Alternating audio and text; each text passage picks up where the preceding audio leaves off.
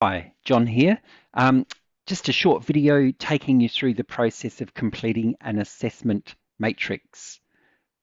What we've got here on the left-hand side of the split screen, you can see is our assessment matrix template, which is blank.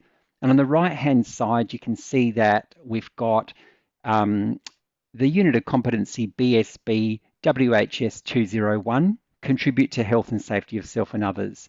So what I've done here is gone to the training.gov.au site and I've downloaded the Word version of this particular unit of competency. The great thing about downloading the Word version is that you can quite easily cut and paste information from it into another document without having to do the dreaded retype. So I'm just going to quickly go through this process with you. There are 5 steps involved in completing the first part of the matrix.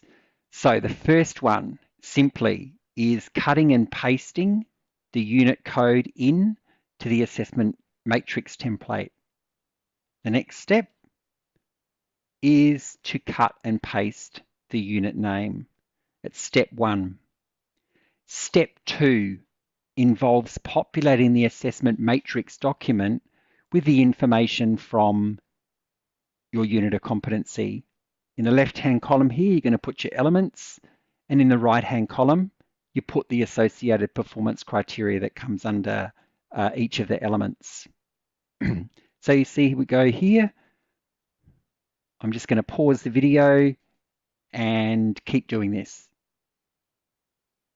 So I've continued to cut and paste the information from the unit of competency into the assessment matrix, and you would continue until you've completed the entire unit of competency.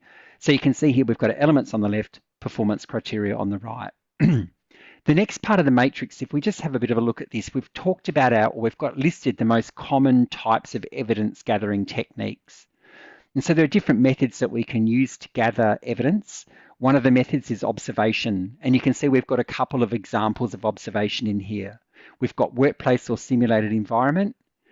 Another example of observation would be to video record someone performing a particular task, or you could use technology such as Skype and you could have them in a remote place performing the task, and you can be videoing that and you can be seeing that in a remote location.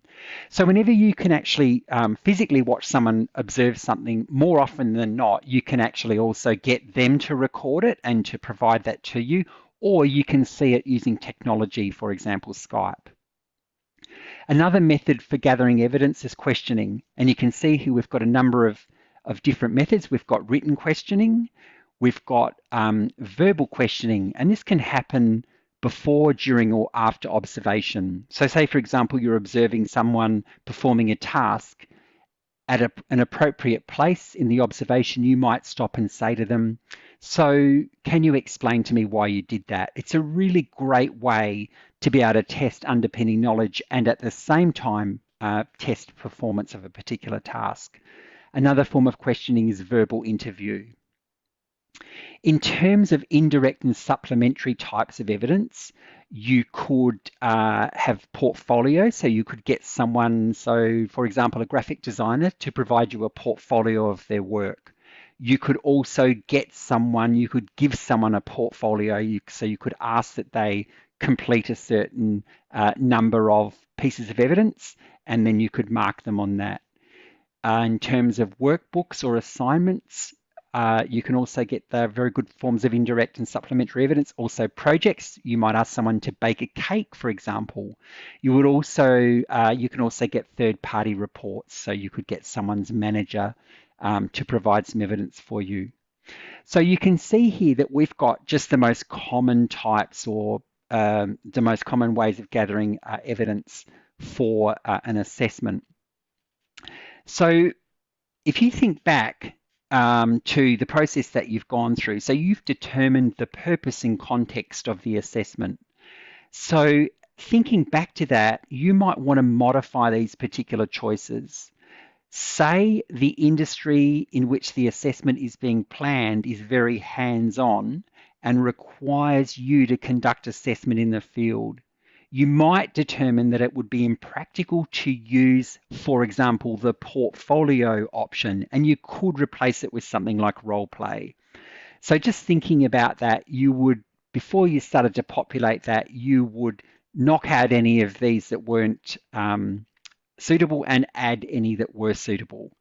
So once you've done that and you've transposed all your information into the matrix, the next step is to go down through each of the performance criteria and consider how they would be applied in industry.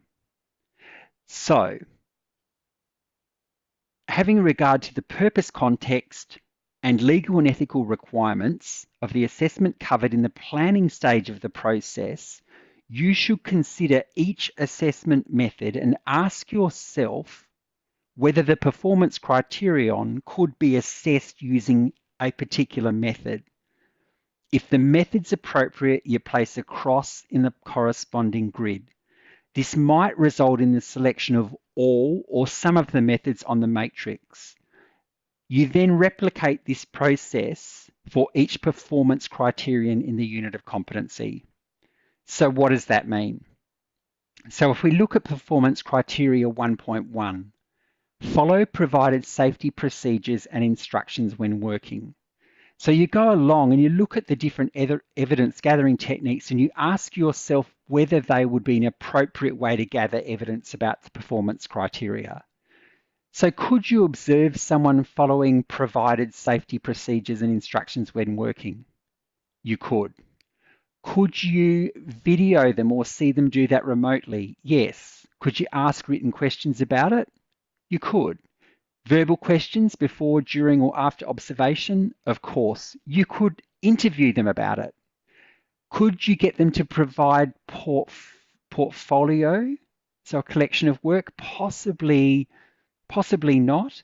Workbooks or assignments? Yes. Projects? Probably not. Third-party reports? Yes. So once you've done that, you can see you've got all the possible methods for collecting evidence for this particular performance criteria. You then go down the list and you do the second one. And this one is talking about the carrying out of pre-start systems and equipment checks according to workplace procedures. Could you observe it? Yes. Could you record it or observe it remotely? Yes. Written questions? Yes. Verbal questions? Yes. An interview? Yes. Portfolio? Probably not. Workbooks or assignments? Definitely. Projects? Probably not. Third-party reports? Yes. So what you would do is continue on through the rest of the unit of competency and then just go through for the rest of the unit of competency and fill out the matrix. So once you've done that, you'll actually be able to see that there are multiple ways that you can collect evidence in terms of the assessment that you're conducting. And so once all the possible methods have been determined, your next step is to highlight the best option or options for each performance criterion. You might highlight only one option, or you might highlight 3 options. So highlighting the best assessment methods depicts a pattern that allows you as the assessor to group similar performance criteria for which you have chosen the same best methods of assessment. Those performance criteria may be able to be incorporated in one assessment event. So let's have a look at that. So let's say here that probably one of the best ways of determining this performance is to actually observe them doing it. So let's just highlight that. See if I can highlight that.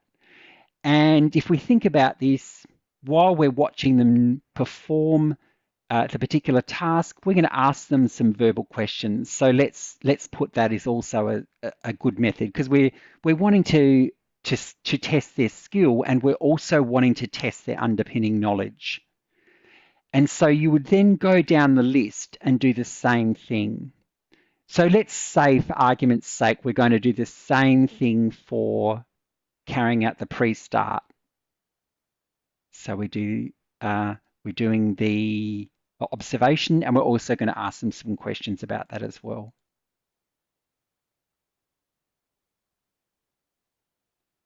And we highlight.